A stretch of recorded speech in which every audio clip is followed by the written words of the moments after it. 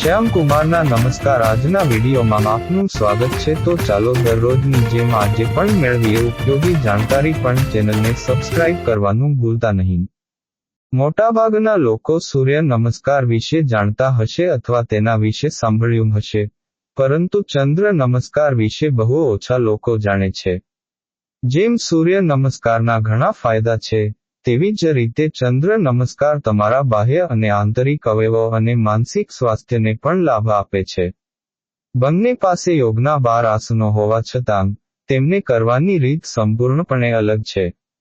તો ચાલો નિષ્ણાતો પાસેથી જાણીએ કે ચંદ્ર નમસ્કાર સૂર્ય નમસ્કારથી કેટલો અલગ છે અને તેનાથી કેટલા ફાયદા થાય છે. સૂર્ય નમસ્કાર અને ચંદ્ર નમસ્કાર વચ્ચે શું તફાવત છે?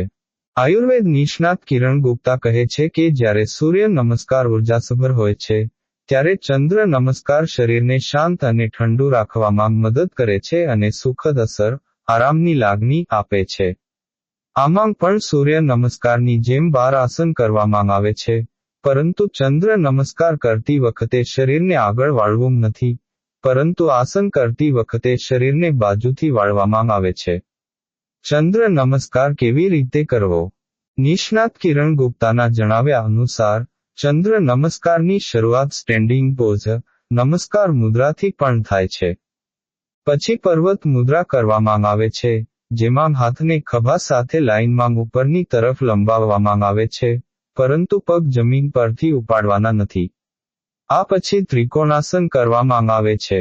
ચંદ્ર નમસ્કારમાં 12 પગલાં ડાબી બાજુથી શરૂ કરવામાં આવે છે અને પછી 12 પગલાં જમણી બાજુએ કરવામાં આવે છે, જો કે તે ડાબી બાજુથી શરૂ થાય છે અને ડાબી બાજુએ જ થાય છે કારણ કે તે ચંદ્ર નમસ્કાર છે.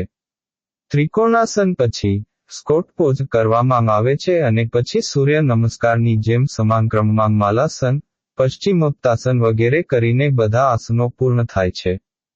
ચંદ્ર નમસ્કારના ફાયદા શું છે?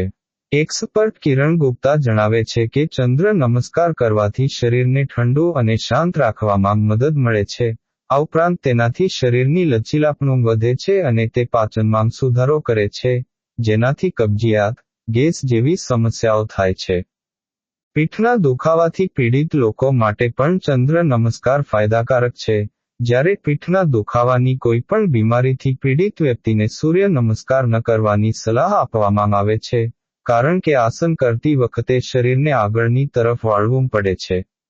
હાઈ બ્લડ પ્રેશરથી પીડિત લોકો માટે પણ ચંદ્ર નમસ્કાર કરવું ખૂબ જ ફાયદાકારક છે. શું સાવચેતી રાખવી જોઈએ? આયુર્વેદ નિષ્ણાત કિરણ ગુપ્તા કહે છે કે ઘણા લોકો ચંદ્ર નમસ્કારના આસનને એક પ્રકારનું સ્ટ્રેચિંગ માને છે, પરંતુ તે એટલું સરળ નથી. જેમ અન્ય યોગાસનો કરતી વખતે શરીર પર વધુ પડતું દબાણ ન નાખવું જોઈએ, તેવી જ રીતે ચંદ્ર નમસ્કાર કરતી વખતે શરીરને વધુ પડતું વાળવાની કોશિશ ન કરવી જોઈએ. આ આરામથી કરો, જેનાથી શરીરને ઘણો આરામ અને લાભ મળે છે.